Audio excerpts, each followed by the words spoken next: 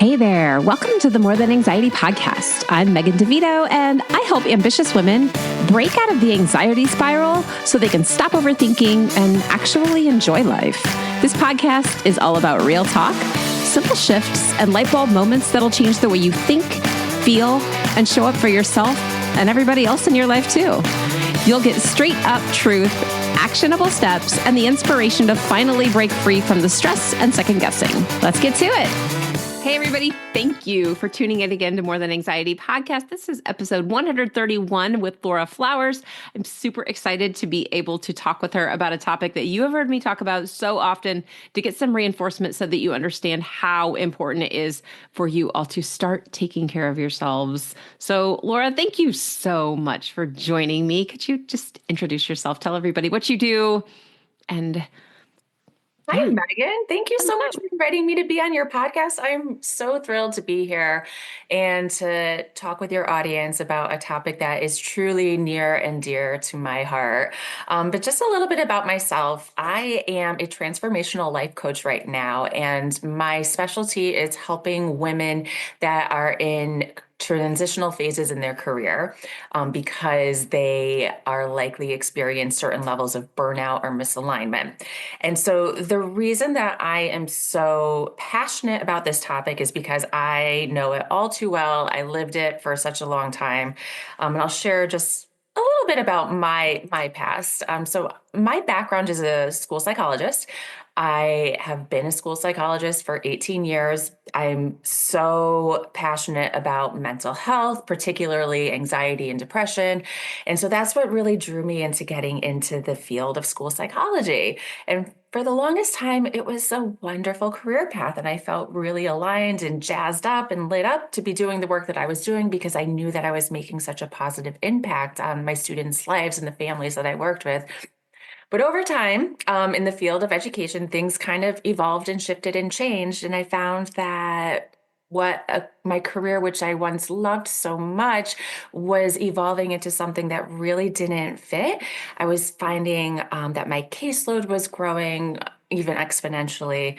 My paperwork load was just becoming off the charts. The requirements for me to go to so many different meetings and wear so many different hats and provide professional development, just going and going and going. And so, I'm one person and I did the best that I can because I really value being, providing high quality services. But I realized, for maybe the past several years that it was taking a toll, that I was definitely not feeling as excited about waking up every morning and going to work. I was definitely having more trouble sleeping, experiencing the Sunday scaries to like exponential degrees, like that feeling of dread.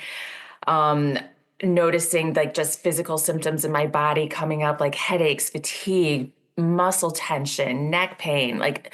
So it just like there were all of these signs that were just kind of piling up and piling up. And then it kind of just got to a breaking point where like something has got to shift. I don't know how, I don't know what, but I just know that this isn't working for me anymore and I need to do something. everything you just said, yes. Yeah. Yes. Yeah. And it's funny, when things start lining up and you're like, okay, wow, obviously you're on the right track because things just start flowing in one direction. I love that this episode is coming out when it's coming out. Episode 129, two before yours, is an interview I did with Lisa Perry, who I also met on LinkedIn. And she is a superintendent. She is a teacher. She is on the South Dakota board. Like she does all this work with the state of South Dakota for, helping teachers develop resilience and to love their jobs again. Because if you've worked in education, right? Like this is not a mystery to any of us that have done this. So for teachers who are just finding this podcast, I feel like they've fallen to a sweet spot because yes, I've talked so much about stress and about anxiety and how that looks in all these different forms in your life and what you can do about it. But lately, I just keep coming across more people talking about education. And since you and I both came from the education field, Yes, yes. yeah. And that's why you and I think, connect so well because we speak the same language. We went into this field because we truly want to make a positive impact in the lives of other people. But the system that we are working in has been constraining. And that's a whole other topic, which, I'm sure a lot of educators would be really interested in exploring and sharing their stories as well, because I don't think that our stories are unique, you and I. I think that this is such, I'm going to use a big word, an epidemic, because I mean, I'm in the state of Connecticut. I'm seeing these highly qualified teachers just leaving the Mm-hmm. field in such large numbers. And it's alarming. And I think that, we as a country really need to look at that if we value education and if we want to keep and retain quality teachers. That's a whole nother can of worms right Sure now. is. We won't go there today, Yeah. but we might someday in the future.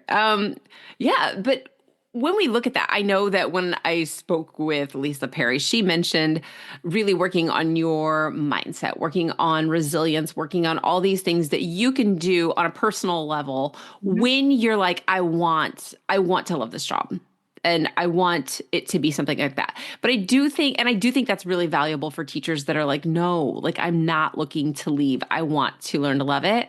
But I Hmm. think there's a flip side to that. And I love that we can cover both areas because I would never want, for me personally, I knew it was time to go. Right. And I remember telling them, like, you should not want me to stay. You shouldn't even try to make me stay. Like, I love you and you should be like, go get it. Like, get out of here.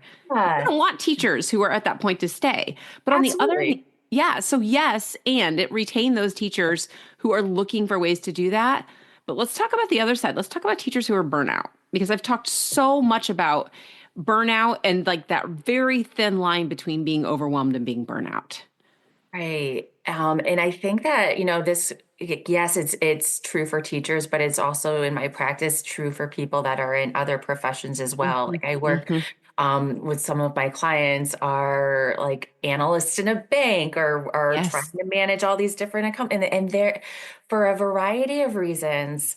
I'm using the word burnout because I'm noticing a thread of very similar patterns of symptoms that are showing up, whether you're a burnt out teacher or a burnt out CEO, Yeah. whatever it is. Um, so I think it shows up like in many different ways. I touched on some of it at the start. Physical symptoms, I think that's a big one.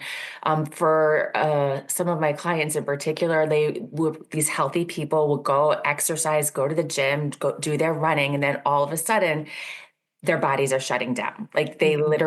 they're in so much physical pain and tension, or it's just Yeah. manifesting in these ways that it's just screaming, something has got to give. And so I've seen people that look at it just from the physical perspective and say, let me go to the doctor, let me see if I need to change my diet or do something else, not realizing that it's a symptom of the overall problem of a larger burnout that you're experiencing. And emotionally, what it can look like is that you come home after work and then maybe your kid spilled some juice on the counter and you freak out at them and lose your mind, right? Hmm. Like Hmm. and that's not fair for your family too, because like it's not their fault, but we're so heightened because of anxiety comes up too. We're such in a state of like fight, flight, freeze that we have no ability to tolerate discomfort, and we unload on the people that are closest to us, our partners, our children, our best friends. So those are some signs that okay, something is not in alignment here, and I need to maybe look at whether I need to look at how I can be happier within the career that I'm currently in, because that is definitely a possibility, and there are ways to do that. Or is it time for me to make a shift? And what would that look like? And how could that play out in my life? Yeah. And not jumping to, if you are that person that wants to stay, no Hmm. one's going to shove you out. No. And if you are that person that wants to leave, my hope would be that your boss would wish you well and find someone who wants to be there. So when you're navigating that, it just reminds me of I'd worked with a client, it was 2 or 3 years ago now. And she had this amazing company that she worked for. I like that you brought corporate into this because I certainly don't want to speak just to education.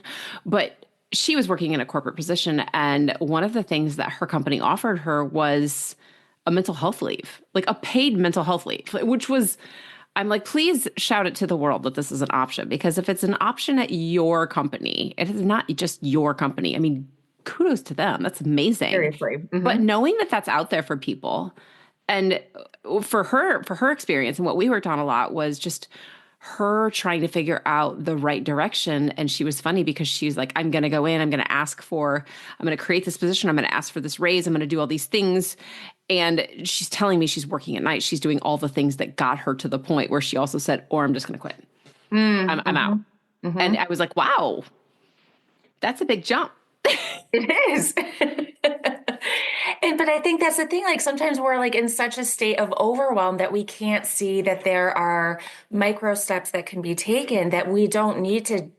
Sometimes jumping ship is the correct decision, and I'm not taking away from that, but not always. And sometimes you need to really look and explore and see, are there things that I can do that will give me a renewed sense of purpose or help recharge me or fill my cup up so that I can love my job again. And seriously, kudos for offering mental health leaves. And I think we need to talk about that more, that like, companies are doing this, companies are offering this. And if companies are offering it, then we need to not be afraid to take advantage of those sorts of things because sometimes having a brief mental health leave can provide the ability to recharge, to take a step back, to look at what your true passions and values are and make some decisions about, what needs to shift? Do I need to create some boundaries? Do I need to cut some things out? Do I need to add in some things that light me up more on a personal level? I mean, and it's really hard to do that when you're working a full-time job and maybe being a full-time wife and mom and all the things, to Mhm. have time to self-reflect. So if your company offers a mental health leave and you're feeling this intense sense of overwhelm, look into that. It might be a really wonderful and valuable option for you to give you some tools. Yeah. I'm wondering how common that is. For her, I remember thinking that is incredible. Yes, I knew it was an option or something that if it wasn't an option could potentially be an option. But the fact that they spoke right up and said, hey, why don't you do this? I mean, it shows us sometimes what, even though she may have been questioning for whatever reasons, she was overworking. We know that it's Mhm. what we think about ourselves, the situations, things like that. Whatever she was thinking, and she had a lot of thoughts about where she was in her business, like her ability, things like that.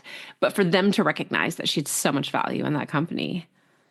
Yeah, I think not enough companies are doing it for sure. I think, I'm encouraged to hear that, there are more stories popping up of this coming up. But um, I think that what people need to know is that there is something called FMLA, and it's not just for when you have a baby or when there's a death in your family or things like that. It can be used for mental health as well. And I don't know if that is advertised or talked about but I think we need to normalize it.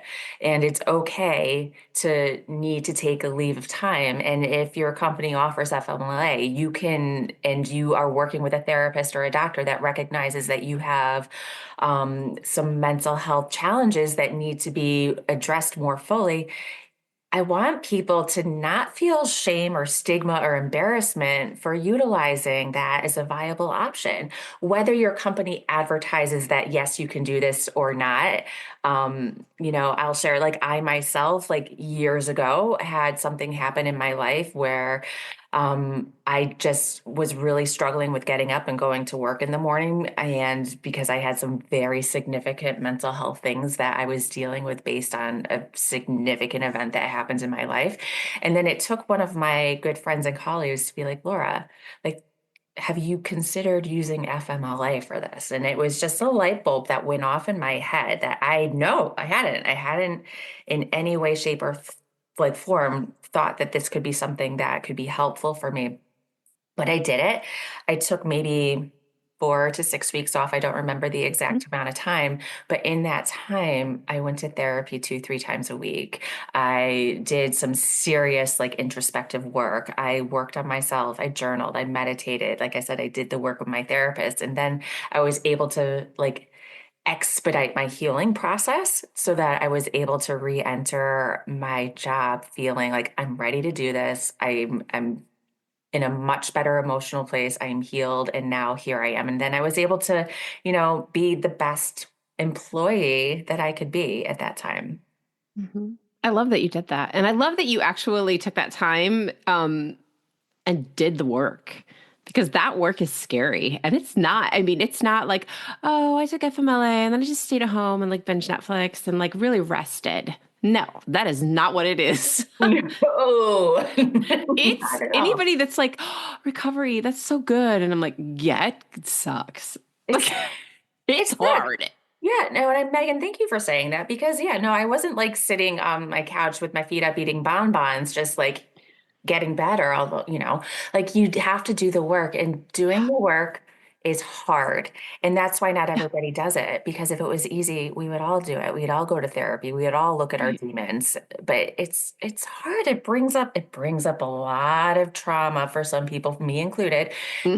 You need to re-experience, you need to work through in a protected and supported environment, and you need to create some new thought patterns, some mindset shifts. And Hmm. that requires time, effort, persistence. And you can't, at least Crying, for a lot of me, crying. so much crying. Oh my Yes. goodness, all the tissues. This is like the value of it. This is why you need to do the work, and if I hadn't done that, and this was like maybe 10 years ago at this time, if I hadn't done that, there's no way that I would have gained the perspective and the resilience that I was able to from doing the work. Yeah, it just reminds me of it's really the idea of you would never build a house and not put screws into things, right? You wouldn't be like, we'll just set this here for now and screw it in later. If you don't go back and do that work and you just keep building around it, it will Hmm. collapse, right? Like you have Right. to have those things in there holding things in place. And so, yeah, that work is scary. And one of the things that I hear so often from people is like, I think especially I mean, you as more of, I mean, since you did do school psychologist, like you have the more of the like therapeutic background or the more psychological background. But me just coming in as a coach, I think either way, if you told somebody, hey, I want you to go to the doctor because you have the flu, they'd be Hmm. like, yeah, absolutely. Yep. The Give me the second medicine. you say, hey, I think you should go to therapy or you should talk about this with a coach, they're like, Right. no, I don't think so. Right. And why is that? Because like I think that there's this stigma that if you suggest a coach or therapy, that means you're weak or that you don't have the skills to do something on your own. But that no, and I love that life coaching actually has the term coach in it because you think of like the most elite, highest performing people in the world, whether they are athletes, whether they are musicians, whatever their craft is, you better believe that they had a coach guiding them along the way. Because if you could figure it all out and gain the skills on your own and do it, like everybody would do it. But like seeing a coach, seeing a therapist, and I cheerlead both of those so much for so different reasons. Yes. It is the biggest gift you can give to yourself because it gives you that edge. It gives you that skill. It gives you that consistency and the accountability and the roadmap that you need to make the change that you want in a much quicker and a more efficient way than if you try to figure it out yourself by like researching YouTube or reading books. Like all of that is great. And you can get so far. Um, Consuming information on your own. But when you have somebody working with you, providing individualized support for you, you're going to see that you're going to grow so much bigger, so much faster. And it's a wonderful thing. Yeah, and you don't end up hopscotching around. It's like, I'll try this tip, I'll try this tip, I'll try this. There's a million of them and they all work. Right. Right. Yay, right? Like, yay that we have all of these different things that we can do.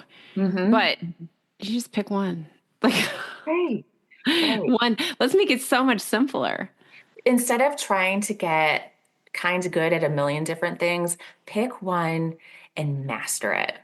Pick one and learn it inside and out, make it part of your DNA, and Mhm. you will just be amazed at the growth that you see in yourself. Yeah. So when you have somebody that you're working with and they're talking about burnout, Mhm.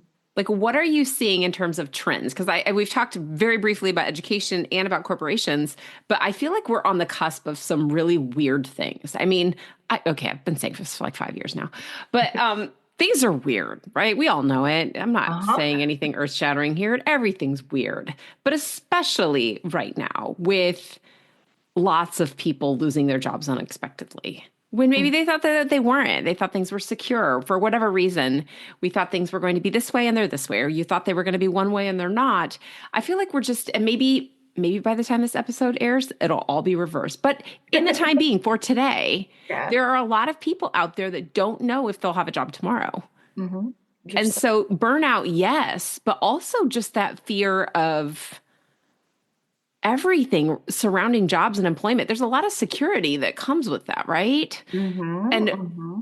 what are you seeing in terms of what people are doing, whether it's overwhelm or burnout? Because that, again, that line. It is a line. It is a line. And I think, when you bring up the point of people losing jobs unexpectedly right now, it makes me think about people's identity as well, because a lot of who we think we are as a human, for better or worse, we tie it into what we do for our work. And so if you strip that away, either voluntarily or involuntarily, depending on if it's your choice or if somebody imposed it upon you, it leaves a lot of those like existential questions of like, who am I? What is my purpose? I thought that this is what I was going to be doing for the next 20 years or so. And now it is no longer part of who I am. And so that can show up in some significant mental health challenges as well. Like you could see symptoms of depression or anxiety and like what everything that goes along with that of just avoiding things and withdrawing or sleeping too much or eating too much. It just it's that's it. Like when you challenge somebody's identity, like you I don't know if you realize how much that impacts every single part of their life. Yeah, it does. It does. And, you can be, I think it's fair when you were talking of being overwhelmed or getting to that point of burnout at work where you're stretched so thin, whatever you're doing, and you come home and your kid spills their juice and you snap. Mhm, mhm, That same situation when you're on the back end of it, like I didn't choose to leave. I wasn't burnt out and I'm still leaving. mhm, All of those experiences and just knowing that your nervous system is on fire and that you're mhm. just reacting.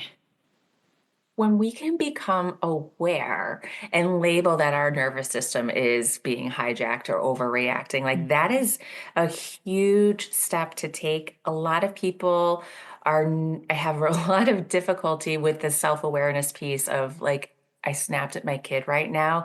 And instead of thinking, oh, wow, like this is a disproportionate reaction to what actually happened. And then I need to look at my nervous system and why I'm doing that, a lot of people don't do that and they're just like, my kid's driving me crazy, work's crazy, my family's crazy, this is just too much. And you're just like angry at life, angry at everyone. And that's not helpful for you. It's not helpful for your family. But when you're able to start recognizing, okay, like I just did something, said something that was not the best version of myself, and I'm not proud of that. And like I think it's because I'm feeling overwhelmed, or I think it's because my anxiety has gotten to a threshold that I need to take a look at. Like just being able to put that into words is a huge step. And the more we as a society are having conversations about this, it's going to help to normalize it so that when we can attach language to it that is more in alignment with what's actually happening, it takes away some of the chaoticness of it and it just helps us to make order out of it. And then when our brains can make order out of things, we're better able to make decisions about how to move forward and how to pivot if we need to, if we're not happy with the decisions or the reactions that we're having. Mm-hmm. I like that you said make order out of it. I like to remind people that when your body feels really anxious, your brain is out of order, right? We know that when your emotions are high, your thinking is low. And so the rule has always been for the people that I work with, if you feel anxious, we're not allowed to believe anything that we think, right? Like Mm-hmm, just shut mm-hmm, that off, mm-hmm, calm this down first, calm down your mm-hmm. body first. Then we can talk about thoughts, but having your thoughts in order. Yeah. Sometimes when you're anxious, they can feel like they're really important and in order. Yeah, it is. It's like it's a very loud and they're very like insistent. So it's like, okay, because they're so loud and repetitive and over, it has to be truth, right? Because there's no other reason. It's crazy, but it must be true. Yeah. Yeah, yeah, because I keep thinking about it and it's Right. really so it's got to be true. Like and one way to make order out of it also is to realize that anxiety is not necessarily a bad thing and it is not necessarily an enemy. It could be a signal for you that something is not working and the anxiety is being manifested in whether how you're feeling, how you're interacting with others. And so when we have that level of self-awareness to be like, okay, my body is doing something right now, that's a sign for me to slow down. And like you said, like take care of what's going on here before I start making logical decisions about my future and what needs to happen. Like that's really, really important. Because I agree with you, like no big decisions should be being made when we are in that state. Because even though it's so loud and persistent, and um, it's just our logical brain shuts down Hmm. in direct proportion to our emotional state. Hmm. Hmm. And I think that, again, we go back to that. It's logical. And anybody that tries to tell me that it just makes sense, and I'm like, but if it's an anxious thought, it's going to feel loud, it's going to feel fast, it's going to feel important. And there, it might seem logical in the moment, but it's the most Mhm. illogical thing. Like, it doesn't. Like, when you calm down, you'll be like, wow, Yes, what was and I that's it. thinking? Right, right. And once you realize when your body is regulated and you think back to that decision and is that the right thing, a lot of the times, like you said, you'll be like, I'm so glad I didn't make that decision. And you know what I think this manifests too? Like just I'm gonna do a little bird walk right here. Yeah, Like do when it. we're really, really angry or upset about something and we write this amazing text or email that articulates all the reasons why I'm pissed off at you or why you wronged me or why this is wrong. And we're so ready to hit send because like it's so loud and we're amped up. How many times have we done that? And then like we're like, shoot, I wish I could reel that back and take that Oh, back. I'm so guilty. I like, Yeah. oh gosh, I did it this one time and I swore I would never do it again because I was so embarrassed afterwards, mostly because of grammar. But it was scathing. Like I was Yeah. angry and it was a terrible decision. Yeah. Right. And I've been guilty of it too. That's why I bring it up because now, like, that is a thought that I deliberately will have if I find Mhm. myself reaching to write like this really response to let the other person know all the things. Like, no, if I really want to send the same message when I am regulated and calm and not in a reactive state, if I still feel strongly that this needs to be sent, okay, maybe I'll send it. But if I am feeling like, whoo, I really dodged a bullet on that one, let me just delete that now and hopefully I'll never revisit that again. Like, Yeah. oh, you could save yourself so much drama. Yeah, a lot of embarrassment. Thank God for hindsight because I mean, Right. that was one of those live and learn moments. Oh my gosh. Yeah, it is. And it's so important to know that even when we're in that moment, even when we're in that place, there is that whisper like, you sure? Are you Mhm. sure? Hard Mhm. to hear though, isn't it? Yeah. And being able to pay attention to that whisper because that's our intuition. And that's Mhm. something I'm really, really big on as well, is helping people learn to recognize when their intuition is showing up and trusting it. And because your intuition always leads you in the right way. And so sometimes your intuition does show up as the quiet whisper. Sometimes it's much bigger and louder. But knowing that it's there. And so if that quiet whisper is like, you sure you want to send that? Like take a pause, at least take a pause and give it time.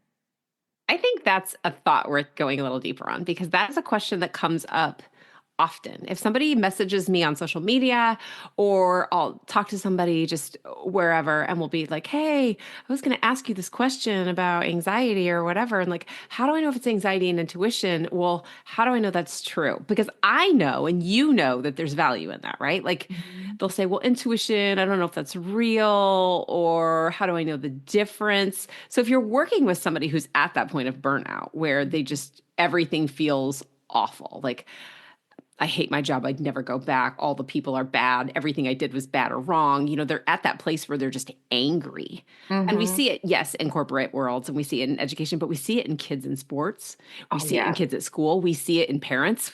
I mean, we see it Mhm. in moms, right? Mom burnout. Like, Oh yes.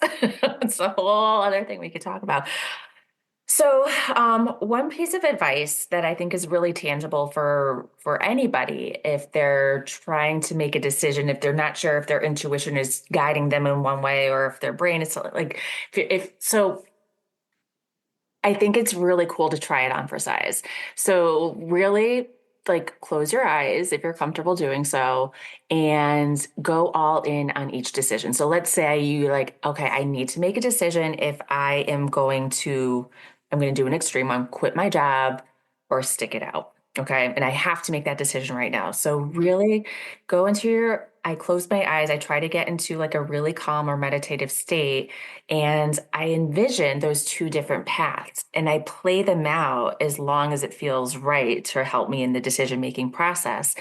And with each path or each option that you have, you will notice a different physiological reaction whether you might feel lighter or happier or calmer, or whether you might feel like anxious or unhappy or worried or scared. And you might notice even different like racing heart or calmer breathing.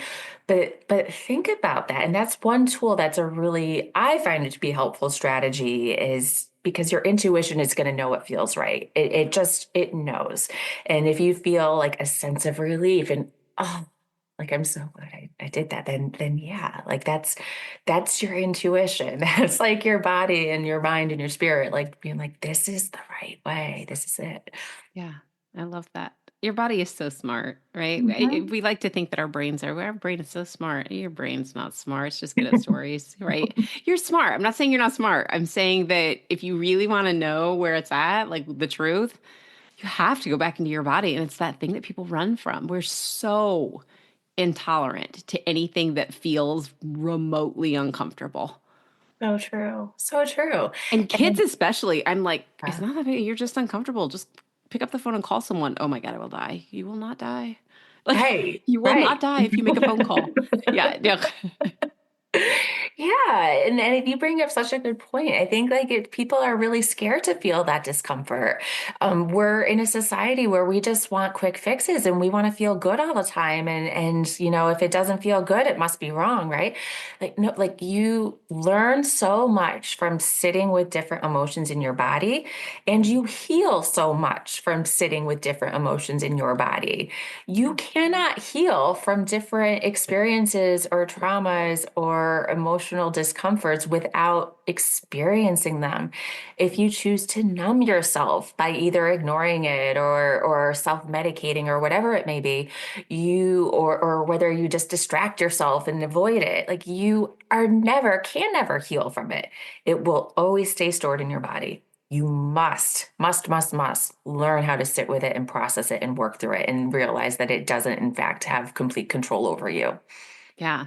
I wish I could teach that to everyone. Like, that is the thing when Mhm. I'm like, you guys have got to learn to be uncomfortable. Like, I'm not saying it feels awful, but Mhm. it's so good for you, right? It's like eating your spinach or whatever, eating your Brussels sprouts or your lima beans or whatever your gross vegetable is. Yeah. So true. Yeah. But it's like, why do people feel better after they've had a quote unquote good cry? It's the same thing, right? Yeah. Because, like, yeah, in the moment, like, it feels ick, like, to have the ugly cry and the sobbing and all that, whatever, like, get it out. But when you're done, like, you feel lighter so many times and, Mm. like, just like purged, like, you processed it, you worked with it, you got it out of your body. Yeah. And Yeah. that's just one way. That's just one way that you can sit with an emotion and get it through. Like people are scared to cry. I'm not scared to Yeah. cry. Like I encourage my clients, if you want to cry, cry. And I did this with my students as a school Mhm. psychologist. Like this is why I always have tissues in my office because Yeah. I encourage you to work Please. through it. Feel it. Like get it out and realize because I think a lot of people are like, but if I start crying, I'm never going to stop. The feeling's never going to go away. Oh. There is always an end. There's a start. No one has ever kept crying forever. You Nope. will stop. Yeah. Nope. And you're not going to be that one unique person that never stops crying for the rest of your life. Like you have a start and an end, and it will be okay. Yeah. That's so good. Okay, if you had a magic button that you could push and you could either push like fast forward or rewind, right? And something you could either bring back, like an old thing that you would bring back that like it was better when it was this way, or something that you could be like, or I would push us forward to something. What would you do? Like I Mm. know my answer on this, and it's probably a terrible answer, but I know what I would say. I want to know what you would Oh, say. I want to hear what yours is going to be too.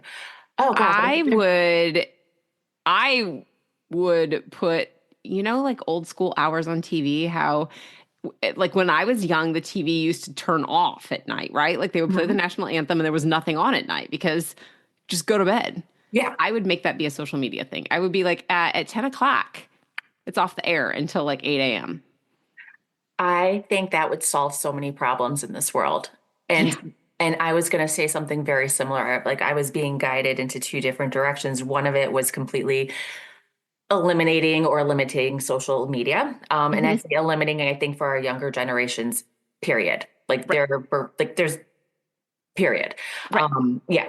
And then limiting it for adults. I think, yeah, because how many times are we either scrolling mindlessly at 10, 11, 12 o'clock at night, Hmm. when we could be sleeping, resting, reading, journaling, whatever it is, or comparing ourselves to other people and then feeling shitty about who we are. It's just like a lot of nothing good happens, and I use this very broad, but not a lot of good things happen on social media past like 10, 11, 12 o'clock at night. Like, yeah, I mean, even sometimes at noon, there's true too. things, right? Yeah, I mean, there's some funny stuff out there, right? There's there funny is funny things. stuff. There are Yeah, funny things. Yeah. there are funny things. Yeah. Yeah.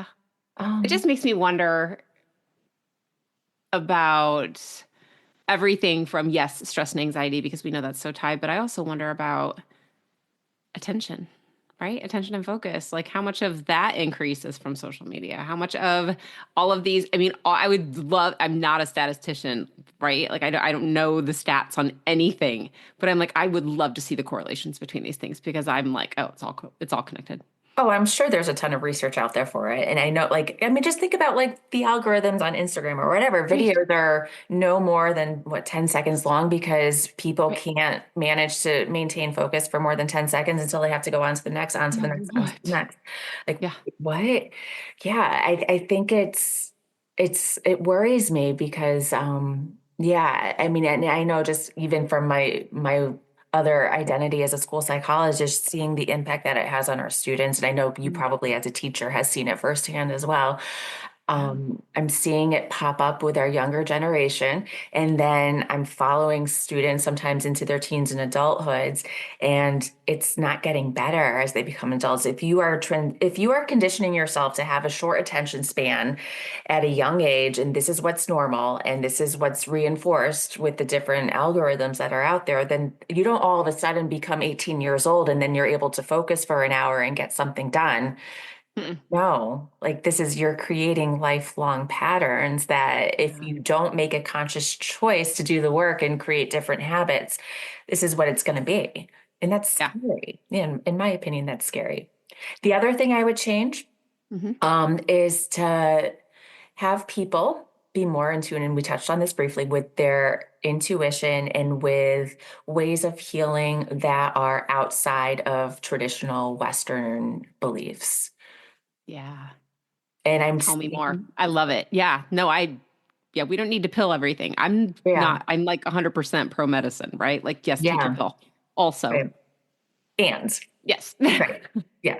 Yes. And then, and I Yes. think there's so much wisdom to like blend the best of both because there's so much wonderful innovations in Western technology and in mental health and how that's helped. And there's also ancient wisdom that we are doing an incredible disservice to people by just poo-pooing it and being like, oh, that's too out there. That's too woo. That's like, I didn't read that in my medical textbook, so it can't be true.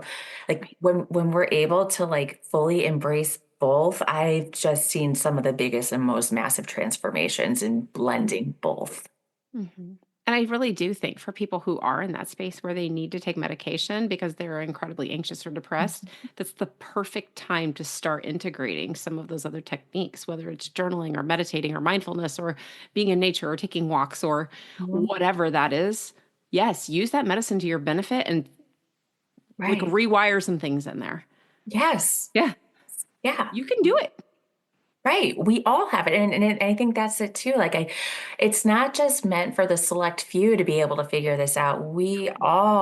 Every single person has the ability to integrate different strategies and techniques and find what works for you best because we are all so unique. Like we really are. And so like what works wonderfully for one group of people might not work for another. And so there are so many different things out there and so if you try something and it doesn't resonate with you, that doesn't mean you're broken. That doesn't mean you're meant to live with anxiety or depression forever and you give up. No, we don't live in overwhelm. I'm not going to let you do that. Like we're going to figure out what's going to work for you.